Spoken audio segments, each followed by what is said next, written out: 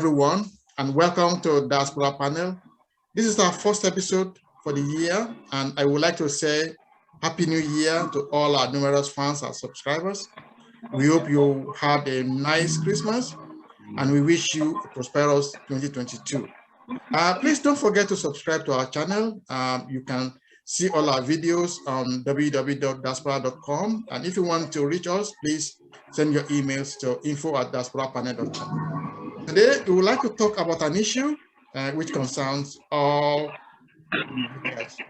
money. Nigeria is in dire need of foreign exchange, and as the federal government continues to borrow money from foreign institutions, the shortfall, encouraging more remittances coming from the diaspora could take the bite of Nigeria's financial morass. So today we want to discuss diaspora remittances to Nigeria and how Nigeria and Nigerians can benefit more from these remittances.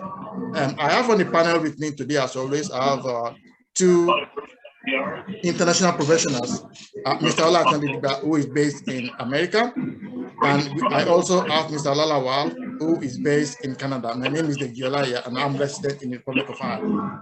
Thanks for having me. We also have a guest speaker who is a professional in the subject of today. And I would like Mr. Lawal to introduce him and set the ball rolling. Mr. Lawal, can you introduce our guest, please? Thank you. Thank you very much. Today we have Mr. Charles Abuede joining us to discuss today's topic. He's a graduate of economics and statistics from the University of Benin. He's an experienced researcher and business writer in the print and digital media industry. He has worked as a research analyst at Nairametrics, Voidant Broadcasting Limited, Entrepreneurs.ng, and he's currently a market and finance writer at Business AM. So thank you, Mr. Charles, for joining us today. My pleasure. Thank you for having me on the show. Thank you. Thank you for joining us. So I'm going to start with the first question today, and it's on this issue of remittances from the diaspora. In your article, you did mention that remittances from the diaspora to Nigeria specifically in 2021 has been going up, I think, to about $24 billion. In the same article, you highlighted that to other African countries like South Africa as well was in the range of about 45 billion. So we recognize that remittances from the diaspora seems to be an important revenue stream, at least going to these countries. With respect to Nigeria, I'd like you to help enlighten our audience. How important and how crucial are these remittances from the diaspora to the Nigerian economy? To kind of put it in a layman's term, what will happen if this amount was suddenly withdrawn from the Nigerian economy? Nigerians in the diaspora probably don't know they remit that much. People probably may just send money to mostly family members of other causes, but I think individually they may not look at it as being a lot, but collectively, I think what we're seeing is that it's quite a lot of money. So help enlighten us. How crucial are these remittances from the diaspora to the Nigerian economy? All right. Thank you very much for having me on this program, and it's a privilege to be here and a great honor.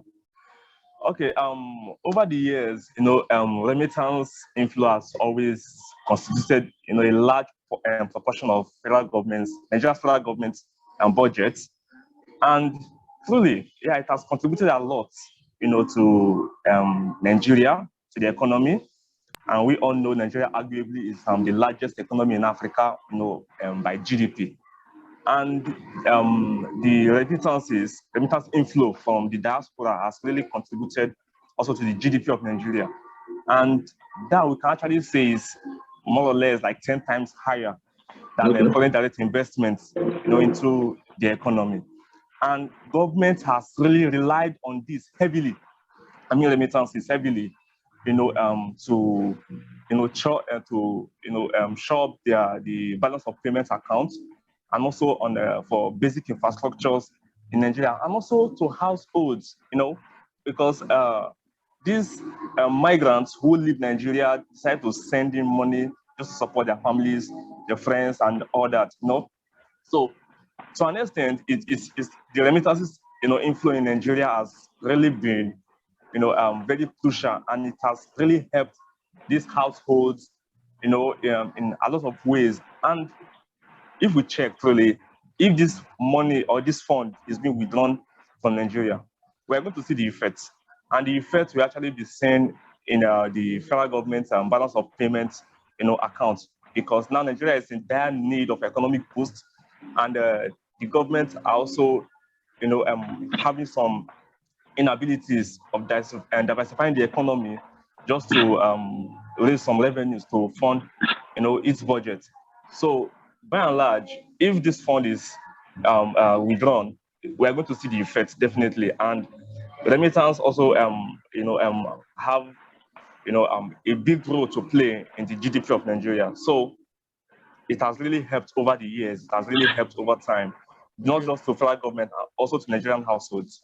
Thank you very much, Charles, Mr. Charles. Lighton, you have yes, Mr. Charles. Yeah. Thanks for the brilliant contribution. Yeah, aside our family, our friends, our family,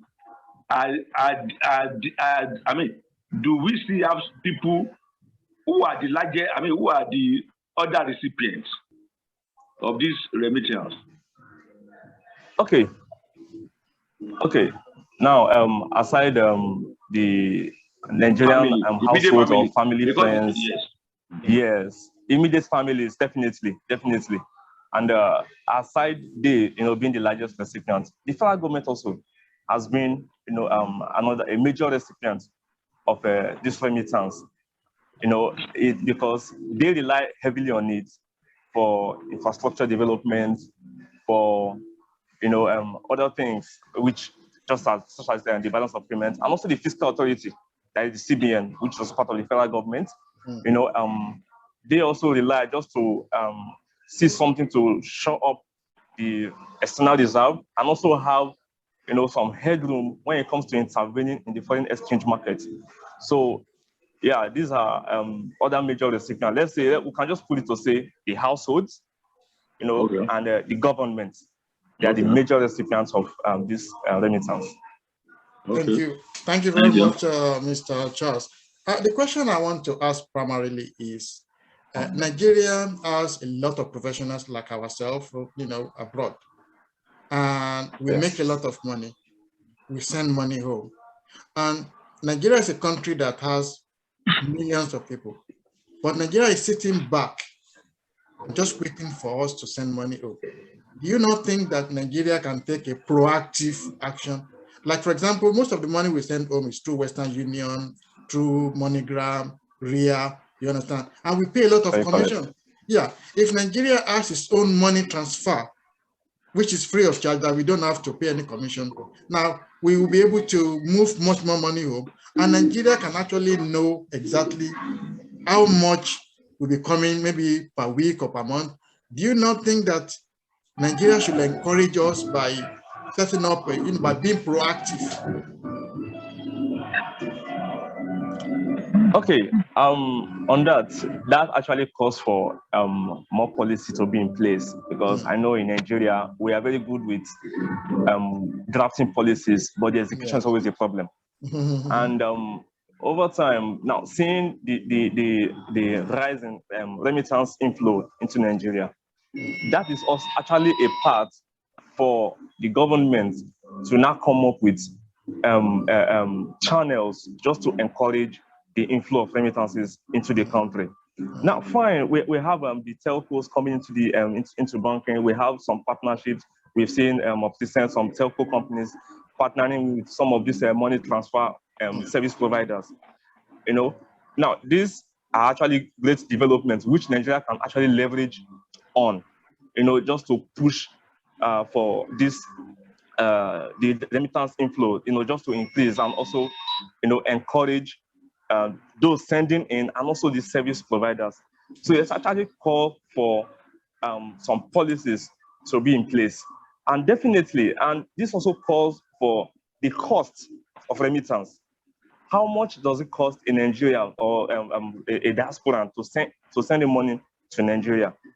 You know, we have to look at the incentive aspect of it, of providing incentives for these individuals out there who are, you know, working and trying to send the money into the country. Yeah. So when you check the cost of transfer, I think according to the World Bank, is about 8%. Sending into sub-Saharan Africa, it's about 8%.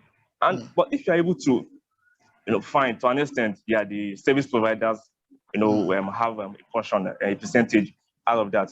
But it's also actually a cost to those who are sending in this money. So there should be some policies. Oh, fine. Thanks to the Central Bank of Nigeria last year, 2021, they introduced the Naira for dollar scheme, where for every $1 being sent in, you get 5 Naira, the local currency. Yeah, it's actually a good incentive. Well, I think more things, more policies need to come into place of encouraging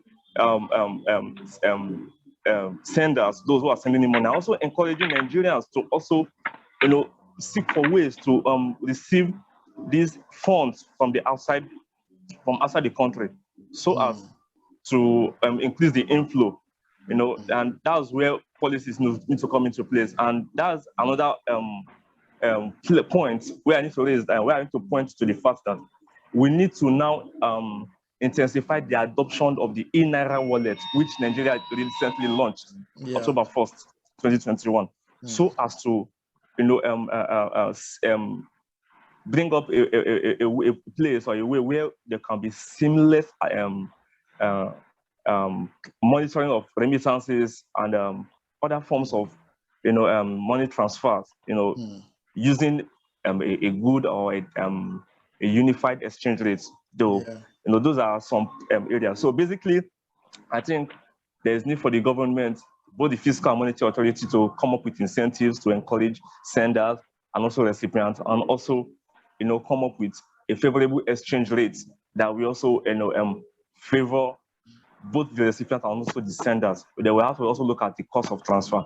So when those things come in, I think we take a proactive step in executing those policies, I'm sure it will actually help, you know, to encourage and also boost remittance inflow to Nigeria. Thank you. Thank you very much, Charles. Shupo, thank you so much. I think it's interesting you mentioned the e-Naira one, because it's something that we've been thinking about, and maybe on another version of our show we'll have you come back to talk to our audience on e-Naira. But a quick question. We all know that you know, money brings power, and for Nigerians in the diaspora that are, you know, sending this money, again, you know, most people basically send money individually, but I think collectively we are seeing that it's quite a lot. Does that give diasporans an influence or any form of a negotiating power when it comes to Nigerian affairs? And I'll give you some examples. If you look at France, for example, when they have their presidential elections, French people pretty much across the globe, in all of the territories, have the opportunity to vote. So you don't have to be only in the motherland to be able to express your wishes and to perform your civic responsibilities. You can do that, you know, wherever you are. Other countries too have arrangements where they can vote, you know, from their embassies. But for Nigeria, that is not the case. And I know there's been several discussions, you know, around that, for example, giving Nigerians in the diaspora a voice. But my question is, do Nigerians in the diaspora, by virtue of their contributions to the economy of the country, does that give them a voice? What type of a voice do you think this would be? And how should Nigerians in the diaspora approach this to push for better policies and push for better things to happen in the homeland? That looks like a very political question, but okay, I will let him answer it. Okay, though it may sound kind of political, but notwithstanding, it's actually a headway for policymakers to actually look into this and find a way to, you know, incorporate this into their policies and whatever the plans have. You know, basically, we know Nigeria, this is we're approaching the election year, 2023 in Nigeria. And definitely this is, you know, a good point to start from. Well, I think either the government give them way or come up with programs for the Nigerians in diaspora to participate in electoral process or whatever form. I think they are actually involved because fine with them, there are still some levels which Nigeria needs to attain as regards the electoral body. There are some levels which you need to attain just to include not just those, within the country, but those outside also, to also participate in electioneering process and also perform their civic responsibilities, just like you said. Now, so I think that there are some steps which we need to take, and one of those steps is I think there should be a platform that can actually, get these Nigerians in diaspora to be involved. Now they are involved in the economic process of Nigeria, then they should also be involved in the political process also. Either they're voting or they are being voted for. So I think those, at the helm of affairs need to look into this and create a platform. If it's online voting, create the platform for them, reach out to them. With this, they will feel belong. And they feeling belong, feeling part of the country, feeling part of whatever is going on within the country, not just sending the money and for friends and for family, immediate family members, and for government to see one or two sources of revenue to show up their budgets. I think the political aspect also needs to be looked into, and I think that will be a great start, of in involving these guys, and to push, the nation. It has to be all encompassing, not just the economic aspect. They should also be involved in the political side of it, and I think that would be a headway if they can provide a platform. Thank you. Thank you very much. Yes. I'd like to have a question. Yes, my question is slightly different. I'm still talking about direct remittance. As the diaspora remittance overweigh the foreign direct investment, what can the federal government do to boost foreign direct investment in Nigeria? Well, it is without a doubt that diaspora remittance, outweighs foreign direct investment inflows, into the country. And a way to go about this is about creating an investment-friendly environment, within this space, within Nigeria. Yeah, Nigeria is really in a dire economic, in need of economic boost, and also. But when we check the environment, we see that there are some back and forths. Yeah, I can see there's some back and forths, as regards the policies in place, So I think one of the ways to boost this environment, this inflow of FDI and also the inflow of remittance also in Nigeria. But with the focus on FDI, I think one of the ways for those in power, which is the government, if they can address the perennial issues that has been clogging the pipeline of investments, into the country, I think this will actually create way, because Nigeria, look at the tech space really growing, seeing investors coming in, trying to pump in money, and looking at the manufacturing, looking at oil and gas, we are seeing investors coming in to pump in money. But when we look at the environment, we look at this the issue of insecurity, banditry, and the likes in the country. These are more political instability also. All these things poses threats to investors. Looking for a way to pull out their funds. Now we are approaching the election year, and definitely they will be on the lookout for who is coming in next. They'll be looking out for what policy will be in place by the new government, and what is it going to be like. So these investors will be looking out for some of the policies that will be in place. They'll be looking out for the environment. They'll be looking out for who is coming in next. If we put in funds into this economy, How is it going to be like in 5 years' time, in 10 years' time? So a major step that is needed is if the government can address those issues that have been clogging the pipeline of investment inflows in Nigeria. That will really go a long way, to boosting the foreign direct investment inflow into Nigeria. Last year alone, 2021, we had something like below $1 billion. That's not for a country as Nigeria. So a lot of things need to be put in place. Lots of steps Nigeria need to put in place to achieve all this. That's it. Yeah. Thank you very much. I just have one more question. After I read your article, one thing that I could not, that I think may be missing, that one information that I think is missing that we need is the recipients in terms of geopolitical zoning. Do we know whether most of them have most of the money is going to Lagos, or is going to Port Harcourt, or is going to the Northwest? Do we know where this money is going to? Okay. Permit me to cite data from the Nigeria Export Promotion Company, NEPC. Yeah. So Nigerian Investment Promotion Company, NIPC. Promotion Council. Thank you. According to their report, first half of 2021, first and second quarter 2021, it can be said that Lagos, Kano, Ogun State are some of the states receiving the highest, including Abia State also. These states in Nigeria are, but majorly Lagos, Kano, Abuja, and Rivers. And we can now talk of Kano, we can talk of Ogun State, maybe perhaps Delta. These states are, really seeing inflow of remittances, majorly Lagos, because it is the economic hub of Nigeria.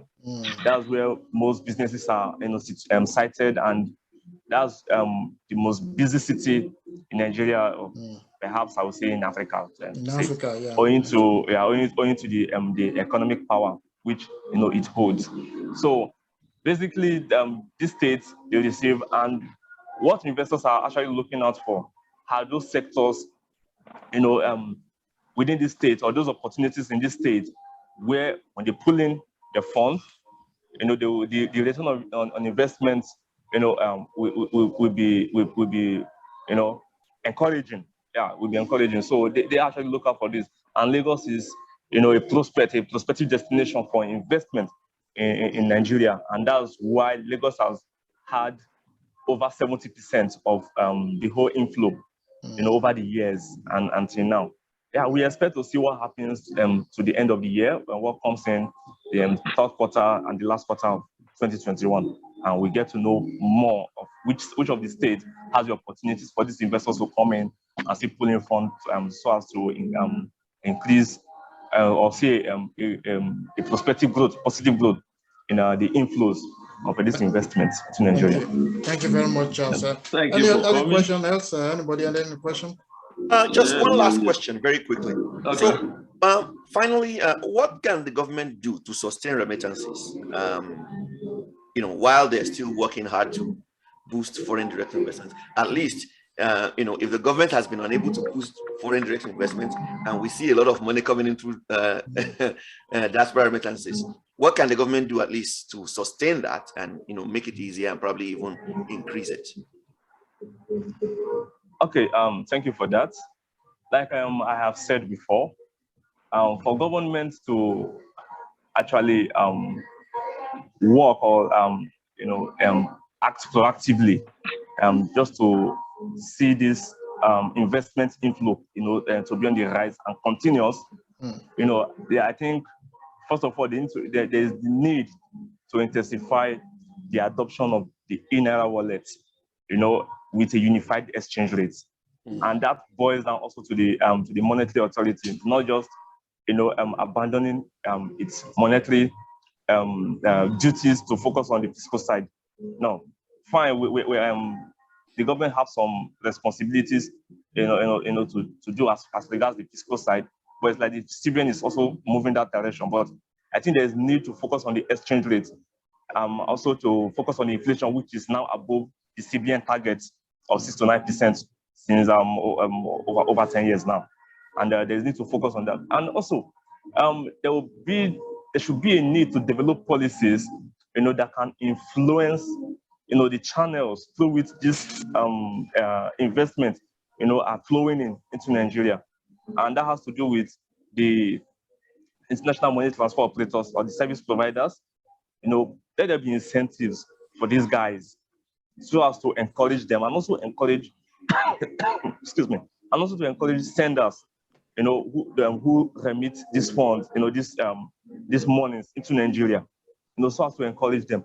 So there should be, they need to look at the cost of transfer, create an incentive for them. Then for the CBN that has introduced the Naira per dollar scheme, there should also be, other initiatives coming in so as to make sure that this scheme or the campaign by the CBN, is welcomed by all and sundry. And also for the banks, also these channels should flow, or the funds should flow through these banks so as to have these banks participate instead of the Nigerians in diaspora going out to the black market to source for efforts and sending this fund. They're utilizing the black market.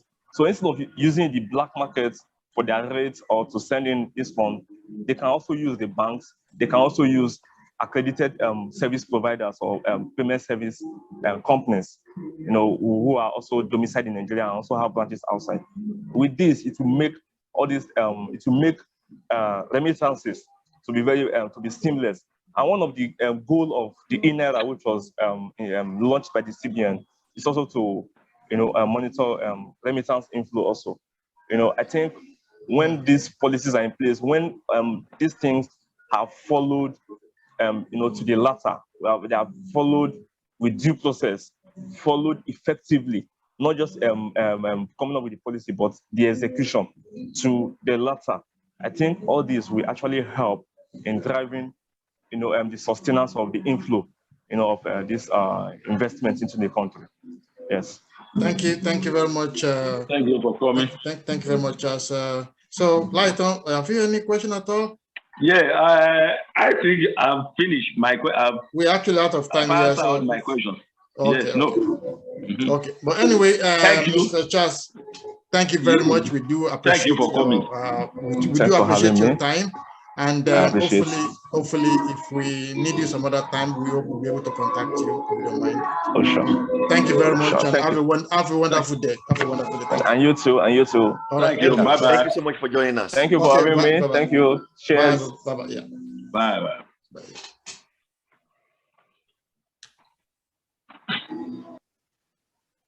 So, gentlemen, thank you for the wonderful questioning that you've done. So, Yes. Chukwu, I just want to, if you continue, I want us to continue this conversation for the next few minutes. And the first question I want to ask is actually to Lighton.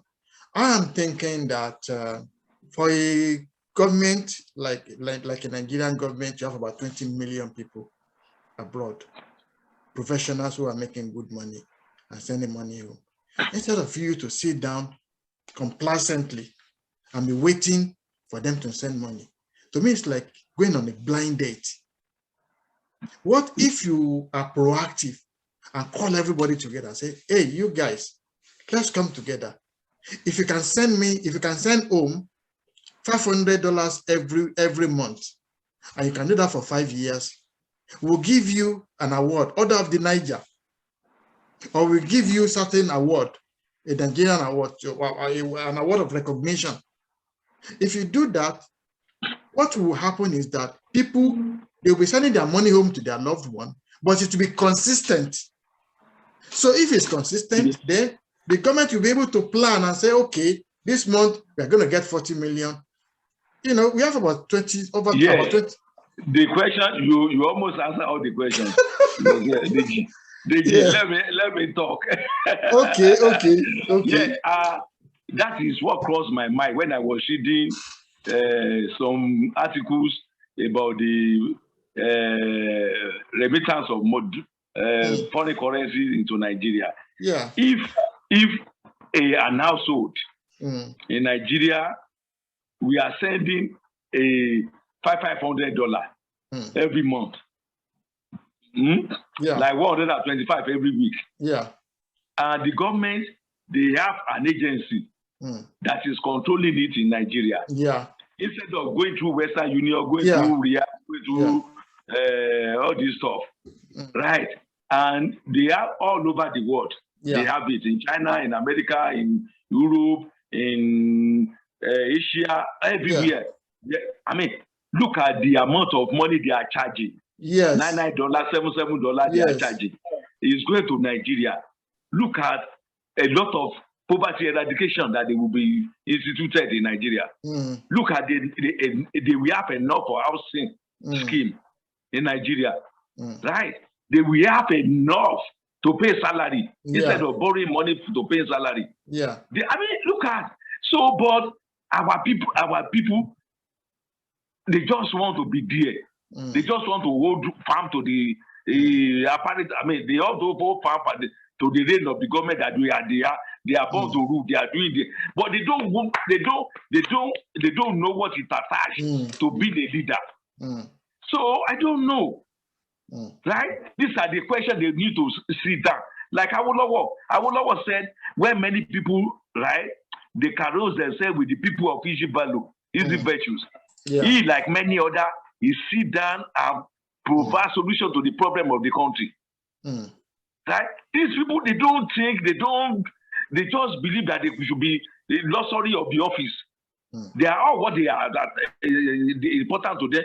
But how to make Nigeria, I said it here the other time, that Nigerians, they know how to make money. They don't know how to spend it.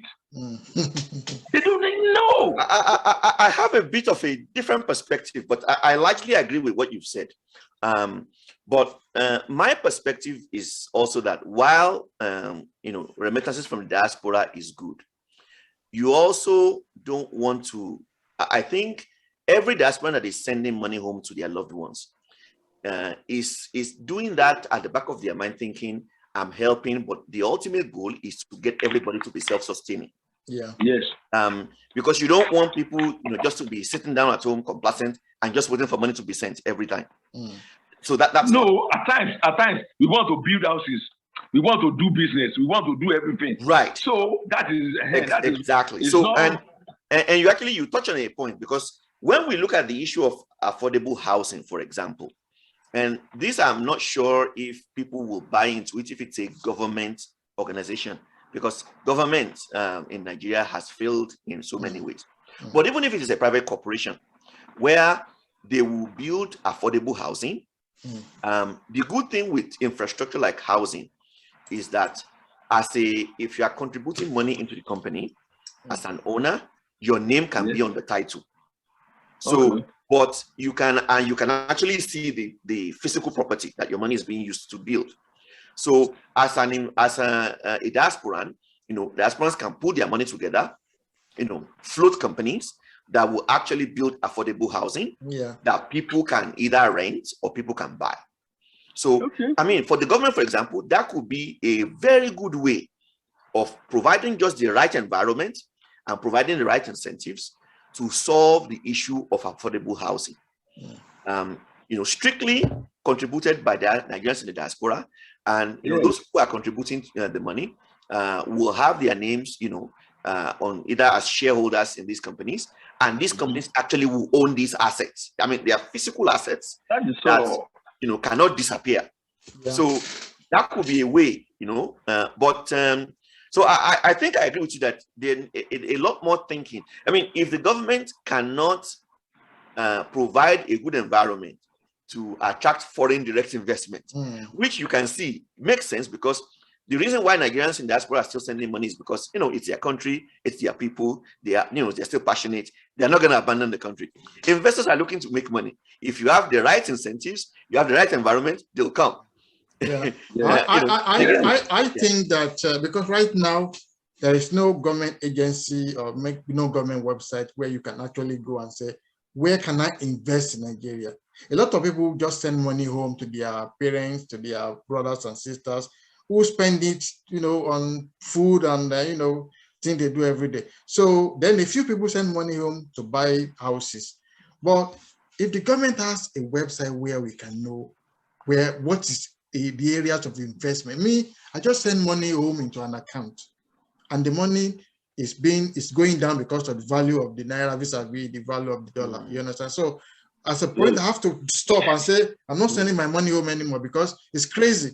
So, but if we have, not everybody wants to go buy housing and then somebody will rent the house and then they don't pay rent and they'll be chasing them around with lawyers. Not everybody wants to do that. But if the government can have a website where they can list a list of things where you can invest, you understand? And then once you invest, once you know you are dealing with government, you know that you are safe. So I think that's one thing I will advise the government to look into. And then most of the Nigerian banks who are abroad, they're not pulling their weight. They're the ones who actually go after Nigerians and get Nigerians. I'm telling you. Yeah. I'm telling you. If Nigeria should have an institution, right? They are like Western Union, like Western Union, yeah. Like Western Union, yeah. They are collecting all this $99. Yeah. From all people remitting money down to Nigeria. You know how much will that be? Yeah. In a month, in a week, in a day, in a week, in a month. Look at the aggregate of everything in all over the world. Look at that. See, the money, the funds will be used judiciously, right? Because all these agencies in Nigeria, they just go ahead. Anybody that is in power, is in government, they believe it's an avenue to go and eat with the outrageous and over bloated budget they are submitting. I'm telling you, it's ridiculous. All the padding and all that. All the padding. So everybody believe, okay, yeah, and nobody they don't call them to question. They don't ask them why this, and they just approve. The legislator too, they will accept. So I don't know. We need a new orientation there. Yeah, I'm telling you. Anyway, our time is fast gone, so we're going to. Mr. Lawal, have you anything to say before we close? Do you have any? No, but I think my declaration today is that it is obvious that the government has failed in providing the right incentives and the right environment to attract foreign direct investment. I think we heard from Mr. Charles that foreign direct investments as of last year was probably about 1 billion compared to about $24 billion in diaspora. I mean, that is ridiculous. Yeah. So, but I think my stance is, if the government cannot boost foreign direct investment, at least provide the right incentives and a better environment to boost the remittances from the diaspora, so that it can do more, for the country as they continue to develop. Thank you. What's your social media declaration? My social media declaration is that we should search inward. We should be genuine. We should be truthful. This is not the Nigeria. You're muted. You're muted. It is not whom you are, or not whom we are. Right? We should just be proactive that whatever we are doing today, we can't against us tomorrow. Right? So we should just be genuine and be patriotic to the Nigeria of our dream. Yes. Thank you. And then my social media declaration is, I'm imploring all diasporans, continue to send your money to your parents, to your mom, to your dad, to your sister, to your brother, to your friends. They need the money. Nigerians, they are in dire need of money. There's a lot of hardship going on in Nigeria. So please continue to send your money home. So now we come to the end of today's proceedings. So I want to thank you very much, Mr. Ola Talidigba. Thank you for coming, Mr. Lawal. Thank you for having me. And to all our viewers, thank you for being there for us, to all our subscribers. Please, if you have not subscribed, please subscribe so that you can, help us to go forward. You can encourage us. And if you have any questions, if you want to ask us any question, please send your emails to info@diasporapanel.com.